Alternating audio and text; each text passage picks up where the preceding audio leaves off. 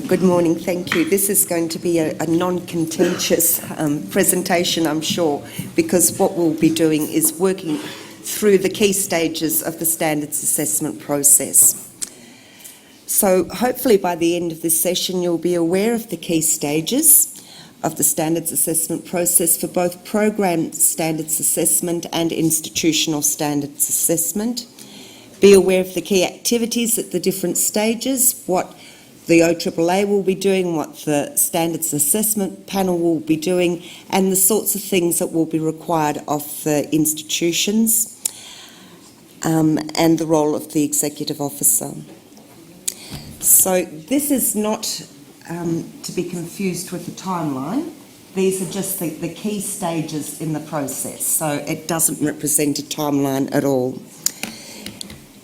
It starts with the institution doing a self-assessment, resulting in an institutional standards assessment application for institutional accreditation or a program standards assessment application for programs accreditation. From this point forward, I'm just going to call them assessment application instead of ISA and PISA because it'll get a bit too confusing. The standards assessment by the Standards Assessment Panel, so we'll walk through what they'll actually be doing. What will happen during the standards assessment visit, and you've already been through quality audits, so it's very much structured along those lines. The standards assessment report and the accreditation outcome. So we're starting now, and it's up to the institution to prepare their application. So the very first thing that you need to do is to become aware of the standards themselves. They are a different set of standards for institutional accreditation to program accreditation. The criteria, the way that the statements and the things that you are expected to meet, but the 9 standard areas are the same. It's important to have the accreditation process championed at the very highest level within the organisation, and that will encourage buy-in by everyone. So that's really important. And establishing a team approach. You can't prepare an accreditation program on your own. You need to have a number of people that will be involved in it, and certainly all schools or faculty members. It would be very useful to form a high-level steering committee and communicate the activities that the committee is doing to the entire HE community, including all your students and external stakeholders. So when an accreditation panel comes in and asks students about a program, or the way that the institution conducts its affairs, students are aware of why they're being asked and will be able to answer honestly. The same with external stakeholders. It's likely that we might want to meet with employers of graduates, so they also need to be aware of what is going on. It's very important to train staff in self-evaluation techniques, especially the use of ADRI. And Dr. Tess will be we won't be doing that today, we've done other training sessions, but we do have ADRI on the website, so if you need a refresher in that, just go to the OAAA website and there's some good information there. Also on the sort of information that you need to collect and analyse and interpret. And it's important to nominate a key contact person to liaise with the OAAA. So it becomes very confusing and problematic if there are too many people that hold different bits of information. Everything should be channelled through the one person. Right, the assessment application should be evaluative, not just descriptive, all right? So draw on valid and reliable quantitative and qualitative data. What we'll be particularly looking for is not that you have a policy in place, that's the starting point. We want to know how that policy is impacting on your processes and practices. So there's a policy, what has been the impact? How are you using it? What are the results? You'll be writing up a commentary against each criterion and applying a self-rating against each criterion.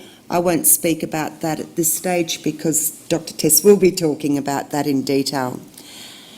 And it would be useful to have the person that's assigned responsibility for oversight of the application to ensure that all criteria are addressed with the same depth of analysis and coherence.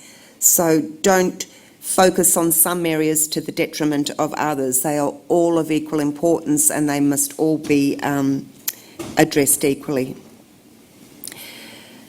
The OAAA will appoint an executive officer to the project, and the role of the executive officer is to provide guidance to the Standards Assessment Panel on the processes that will be set out in the Standards Assessment Manual or the Program Assessment Manual. They are going to be very much modelled on what is currently in the Quality Audit Manual. So if you want to go and see the sorts of activities that are likely to be involved in standards assessment, go to the Quality Audit Manual until these other manuals are released. The Executive Officer is also the key contact between the institution and the Standards Assessment Panel. Will help the panel prepare the program, worksheets and other working documents and provide really very high quality administrative support to the panel. All right, as Dr. Salem was explaining earlier, we'll be forming a standards assessment panel, and all panel members are drawn from the external register, which is available on the OAAA website. Typically, the standards assessment panel will include 2 locals and 3 international members. And the panel will comprise a blend of senior academic, subject matter experts for programs and managerial expertise. So they are really very diverse in their makeup, and especially for institutional accreditation, it's important that we have a holistic appreciation of the requirements. The OAAA will prepare and approve a long list of potential panel members, and we provide this to the institution, who will then advise if there are any conflicts of interest with any of the panel members that have been nominated. When you get back to us and approve the list, then 5 will be selected and they will be published on the OAAA website. Now, the role of the Standards Assessment Panel is to read and evaluate the application and other materials assigned to them, participate actively in all meetings and activities, contribute to a standards assessment program. They'll formulate the interview questions and they'll identify the things that they need to request further materials from the institution. They will be encouraged to participate positively and constructively in the Standards Assessment Panel visit, including during the interview sessions and panel review sessions. They're going to record evidence from the different review activities and share them with other panel members, and then contribute to the detailed and timely comments on all draft reports. And we anticipate that there will be about 5 draft reports before it's finally ready for release to the institution. So now it's time to submit the application and the supporting materials to the OAAA. This will be done on a template, and then the OAAA will forward all this material to the panel members. The panel members will be asked to provide a preliminary comment, so their initial views on the application, to identify what information is missing from the application and that they will request additional information about. They'll identify the people that they want to talk to during the standards assessment visit, and they'll start to formulate the questions that they will ask of the people that will be interviewed. And again, they'll be identifying points that need clarification. The Executive Officer makes arrangements for the Standards Assessment preliminary meeting where all of these issues will be discussed. So during this preliminary meeting, which is done by teleconference with the international members, is to ensure that the application itself is the focus of the meeting, but it also provides an opportunity for the panel members to get to know one another. And the panel members will become very clear about the tasks and the expectations that the OAAA has of them. Planning for the rest of the standards assessment process will be addressed during this meeting, and standard areas are allocated to panel members for in-depth analysis. So there are 9 standard areas, 5 panel members. It's too much for everyone to do all 9 areas. So they will be allocated to the different panel members according to their areas of expertise and interest.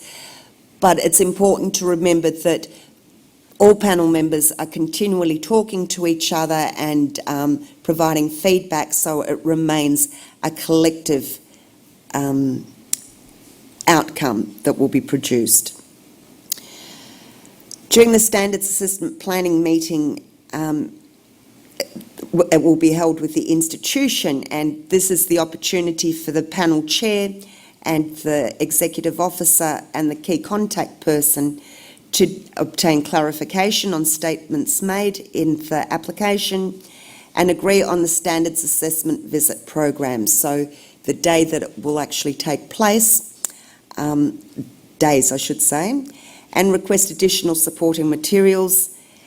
Also discuss the standards assessment visit venue and logistics. So that's one of the things that we'll want to do, is go and have a look at where the panel members will actually be hosted, look at the panel room, make sure that everything is in place, and just little things that are really important, to make sure that they have PowerPoints, to make sure that it's got access to the internet, so everything that needs to be at hand is.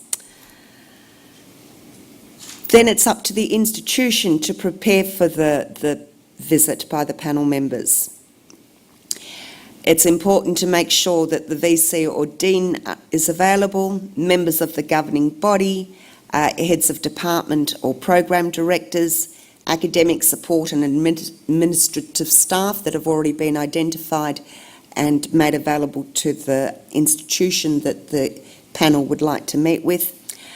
Students, any of your affiliates, to have some of those representatives also here, and external stakeholders. For example, the alumni could be parents, employers, or placement providers. So it's up to the institution to get all these people together, identify who should participate, and perhaps provide them a briefing. So in the preparation, you'll be preparing the additional supporting materials that have already been requested by the panel. But it's also important to brief all stakeholders. So if you have identified the students that will be meeting with the Standards Assessment Panel, make sure that you brief them. Don't coach them, we don't want them coached, but it's important that you let them know the purpose of the meeting. Ensure items requested by the panel are available, so as I said before, internet or access to PowerPoints, and prepare tea or coffee facilities in the panel room too. And one of the things that, perhaps isn't understood until you go through standards assessment or quality audit is how hard the panel actually works. They quite often arrive on site by 7:30 in the morning, and it's likely that they won't leave the institution until 7 or 8 o'clock at night. So it's a very, very, very long day for them, and we need to make it as comfortable as possible. So if we can provide tea or coffee to keep them awake and going, that's good. And also if you can prepare a lunchroom and show us where that is. And it's good to quite often have that away from the panel room, just so there's a bit of a break in this very long day. All right, now this panel visit is happening. And what happens during the visit? Well, it provides an opportunity for the panel to triangulate the evidence that's already been submitted. So you have told us that this is what you do. when the panel comes, we will be able to see that you actually do it in practice. Determine whether visit findings consistently align with statements made in the application, and assess whether the commentary is accurate, complete and reasonable in point of emphasis. And the panel visit very much will support the panel's judgment. So by the time that the panel visit happens, there have probably already been 2 iterations of the report they will have prepared, the draft report, and they will be confirming or changing some of the assumptions that they have made based on the application itself. So remember that the standards assessment visit is just one part of the process. It's a very important part, but by no means is it the only part, and it shouldn't be the only thing that the institution focuses on. The application is equally important. On the last day of the visit, the panel will agree collectively on a provisional standards assessment outcome and commence drafting the final report. And the standards assessment report will be completing using the institutional standards assessment application template or the program standards assessment application template. And again, Dr. Tess will be showing you what that physically looks like in her session. So the final report will be written over several weeks and circulated between all panel members. The panel will provide ratings against each criteria. When you are preparing the report, you will be providing commentary against each criteria, and Tess will talk about this in greater detail, but you'll also provide a rating. The panel too will provide a commentary against each criteria and also provide a rating, but their commentary will be justifying why they have given the rating that they have. And the draft report will include an accreditation decision, but the final decision will be subject to the OAAA board's approval. So the draft report will be sent to the institution for comment, and you will have about 10 days to get back to the OAAA and say if there were any factual inaccuracies or where the emphasis or perspective taken by the panel is unfairly prejudicial and has resulted in a negative rating, or where the omission of an issue is so significant that its omission is unfairly prejudicial against the institution and has resulted in a negative rating, or where the assessment was conducted in a manner that is really unfair and deviated from the guidelines that are set out in the manuals. And as I said, if you go to the Quality Audit Manual, it will very much be based on what is written there. So the comments will be considered by the panel, and where appropriate, amendments will be made to the final report. The final report will then be sent back to the institution after the OAAA board has approved it and approved the accreditation outcome. Now, again, this is something that Tess will be stressing later. This report is not going to be a public document. It is only something for the institution. So that's not going to be posted on the website. What will be posted on the OAAA website is the accreditation outcome, and we will step through those before with Dr. Salam. So either on probation, accredited with merit, or accredited with merit in one or more standard. And then the institution will be issued with an institutional or program accreditation certificate. And that's it. So they are the very key steps of the process. Are there any questions?